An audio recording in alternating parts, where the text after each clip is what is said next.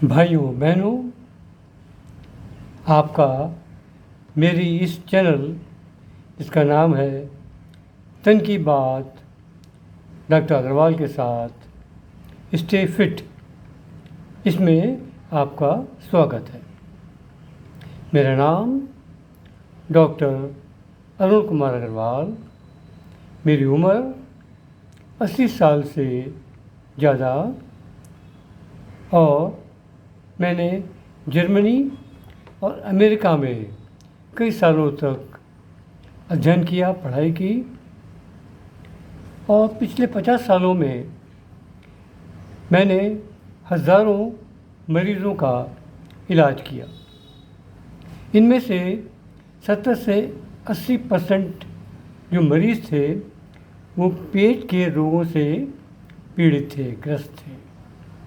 और उनमें से भी काफ़ी लोग एक पाचन नली के एक अंग जिसको ओसोफेगस कहते हैं, उससे संबंधित रोगों से पीड़ित थे। तो भाइयों बहनों, आज मैं पहले इस अंग ओसोफेगस के बारे में बताऊंगा और फिर ओसोफेगस के अंग से संबंधित रोगों के बारे में आपको बताऊंगा।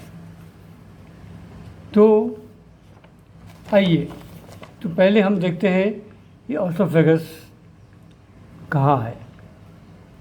अब देखिए, ये जो आपका ये मुंह है, इसके बाद जो ये गले के पास से जो नली शुरू होती है, ये सीधे नीचे एक पाइप में, एक बैग में ये जुड़ जाती है। और जो ये पूरा ये अंग है, 10 इंच का अंग है ये, इसी को ही ओसोफेगस कहते हैं। तो ये सीधे गले से पेट को जोड़ने वाला अंग है ओसोफेगस। अब आइए, ये ओसोफेगस से संबंधित जो रोग हैं इसके बारे में हम बात करें। तो एक पहला रोग है एसिड रिफ्लक्स डिजीज़। इसमें क्या है कि इसमें पेट से एसिड और पित्त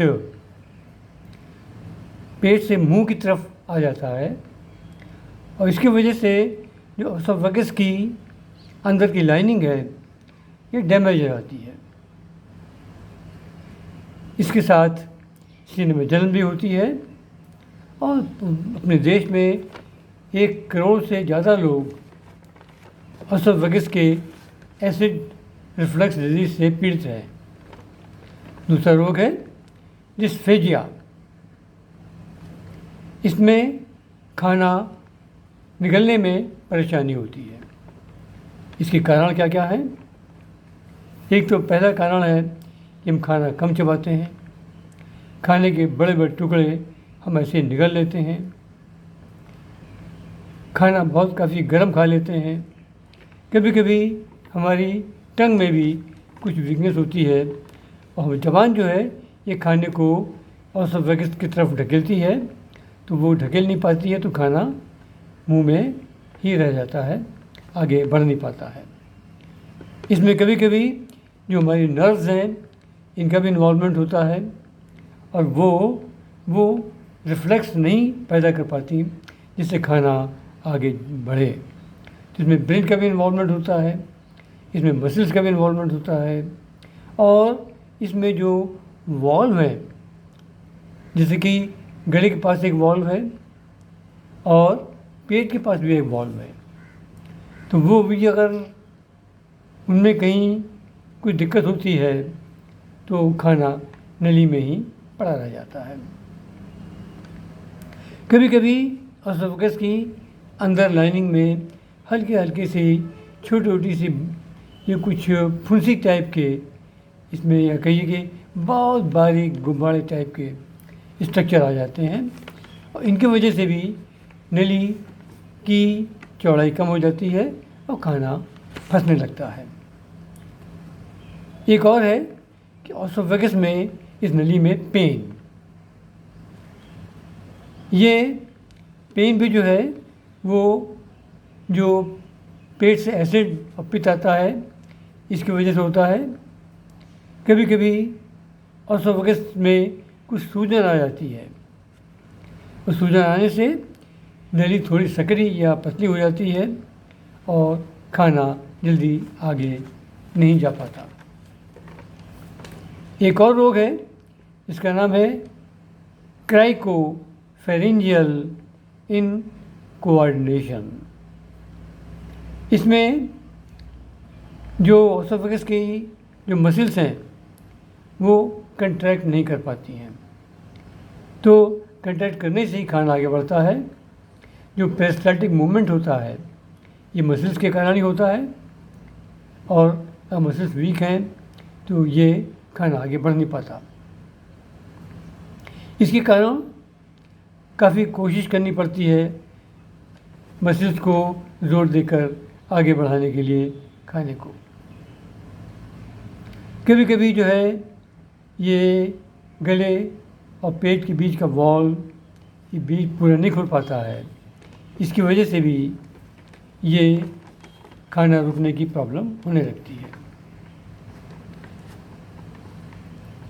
तो अगर ऑसोफेगस की नली सूजन की वजह से कम हो जाती है तो उसको टेस्ट कराने के लिए एक ख़ास टेस्ट कराना पड़ता है जिसको कहते हैं बेरियम मील टेस्ट। इसमें बेरियम के एक सॉल्ट को पिलाया जाता है और उसके बाद में समय समय पर कुछ इंटरवल्स पर एक्सरे लिए जाते हैं। एक्सरे में जो बेरियम वाला जो लिक्विड पिलाया है ये एक्सरे में आ जाता है, तो इससे जहाँ कोई नली सक्रिय होती है वो आसानी से पता लग जाती है।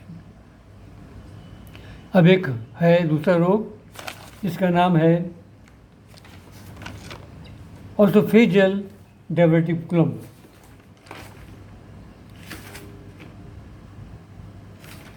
तो इसमें जैसे मैंने बताया कि ये नली में ऑसोफेगस नली में सूजन आने के कारण होती है, नली सक्रिय होती है, खाना आगे बढ़ नहीं पाता है इस रोग में। और एक है रोग कॉस्टिक इंजरी, यानी कि हम कभी बहुत ज़्यादा एसिडिक खाना खा लेते हैं या बहुत ज़्यादा अल्कलाइन खाना खा लेते हैं, जिससे डायरेक्टली जो ऑसोफेगस की अंदर की जो लाइनिंग है ये डैमेज होती है। और कभी कभी ये अगर लंबे समय तक हम ऐसी लापरवाही करते हैं तो ऑसोफेगस की नली में छेद भी हो जाते हैं, और इससे कभी कभी ब्लड भी ऑसोफेगस के बाहर आकर पेट से ये मल के द्वारा खून निकलता है जो काला काला खून होता है। एक और है कि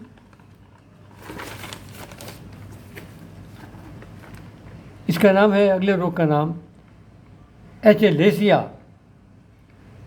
कई बार लोग पानी कम पीते हैं, तो ये पानी कम पीने से भी खाना पतला नहीं हो पाता और आगे नहीं बढ़ पाता है। अब मैं बताना चाहूँगा कि ऑसोफेगस के रोगों का मुख्य कारण क्या है। तो कारण इसमें कई कारण हैं।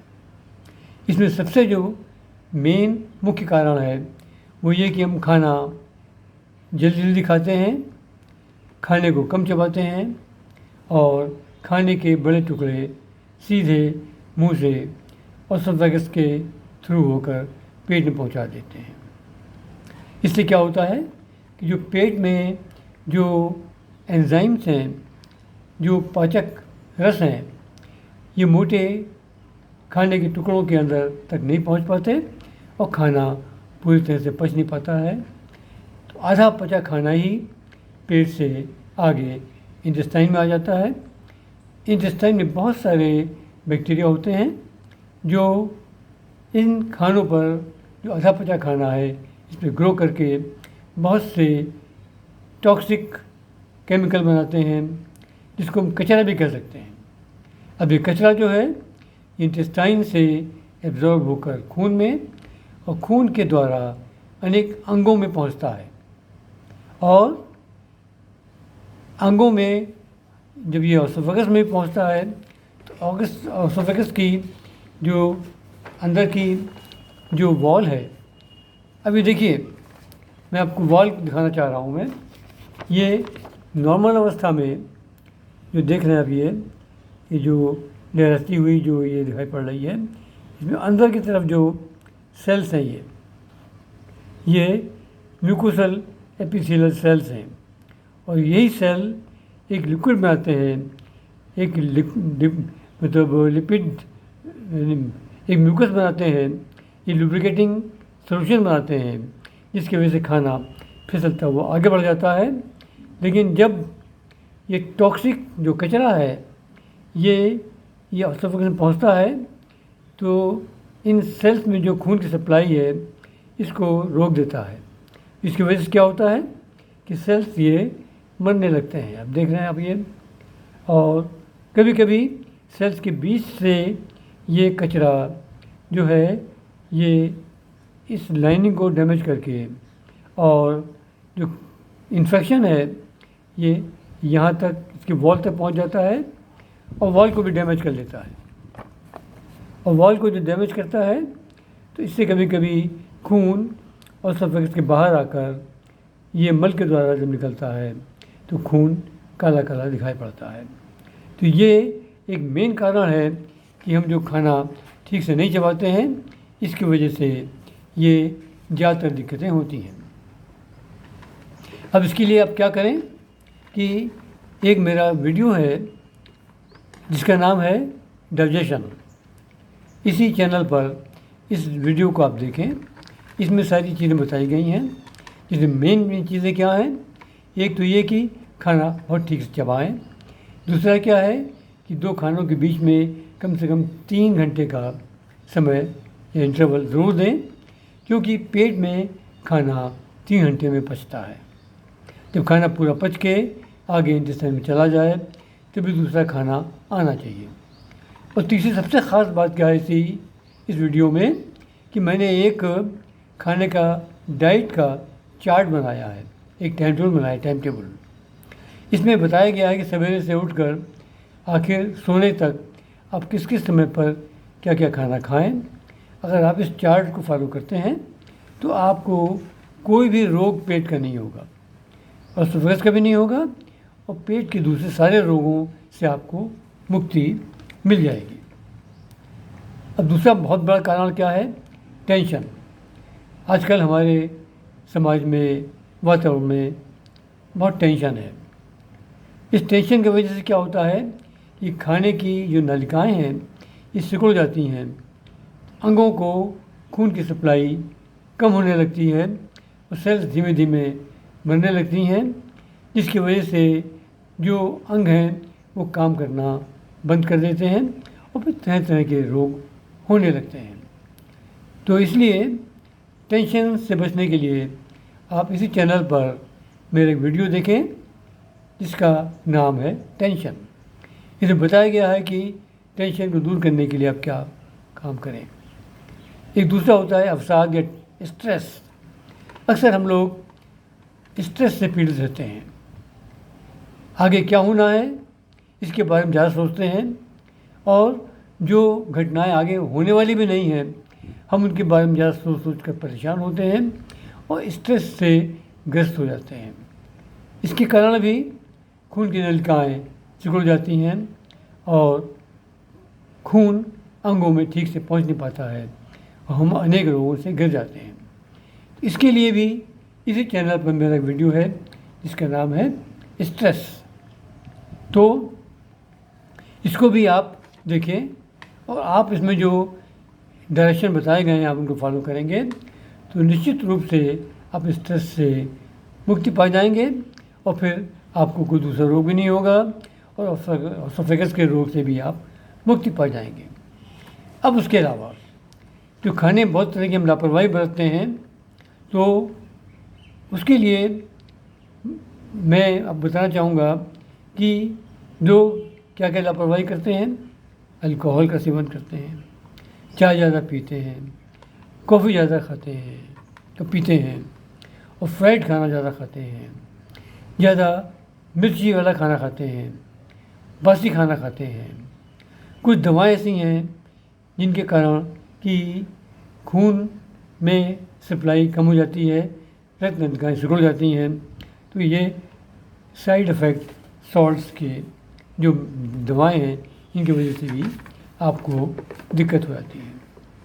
अब जो मेरे पास मरीज़ आते हैं तो पहला काम तो मैं ये करता हूँ कि जो भी उनके शरीर में जो टॉक्सिक पदार्थ हैं, जिनकी वजह से जो कचरा है जो खून में जो मिलकर रक्त नलिकाओं को सिकोड़ देता है, खून सप्लाई अंगों कम हो जाती है, तो मैं पहले उस कचरे की सफाई करता हूँ।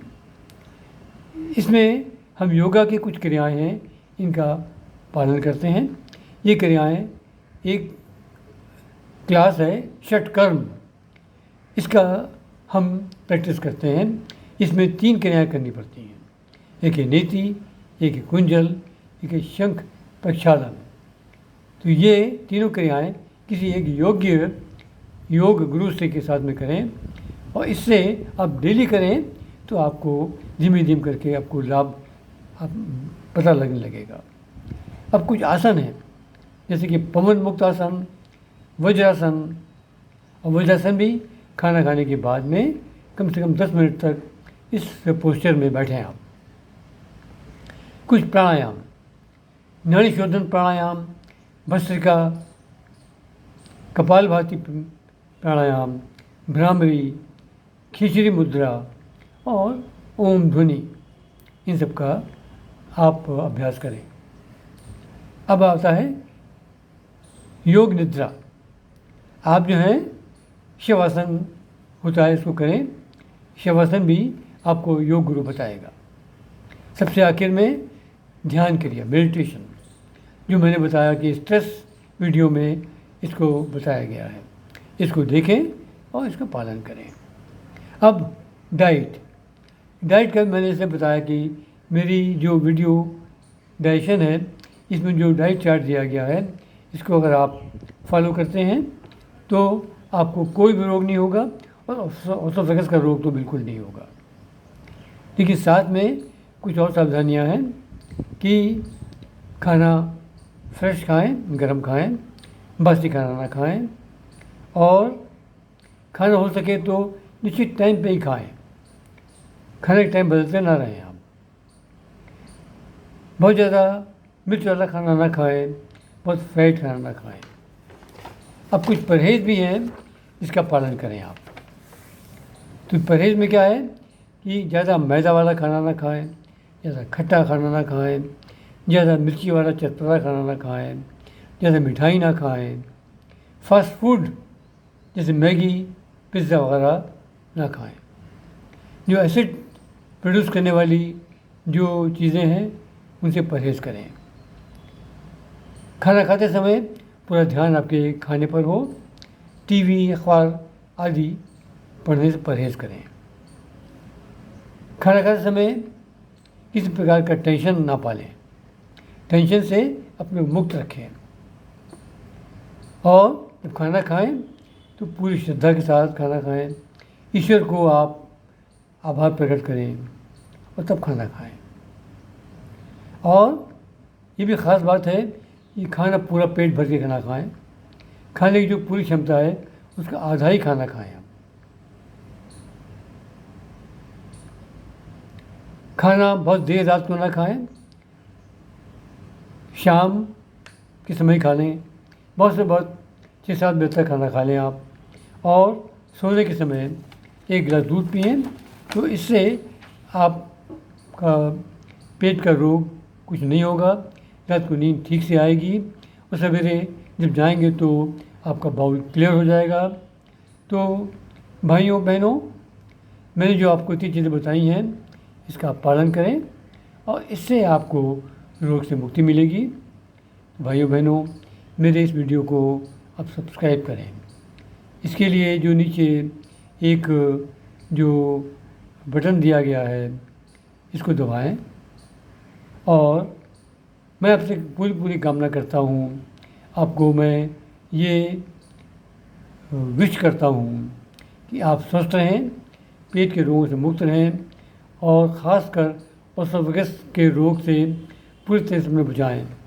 क्योंकि याद रखें कि जो भी खाना खाते हैं उसका सीधा संपर्क सीधे पहले ओसोफेगस से ही होता है। तो जो लापरवाही बरतते हैं आप, उसका जो साइड इफ़ेक्ट है, उसका जो बैड इफ़ेक्ट है, सीधे ओसोफेगस पे पड़ता है। तो ओसोफेगस के स्वास्थ्य का हमेशा ध्यान रखें। तो इसी कामना के साथ नमस्कार।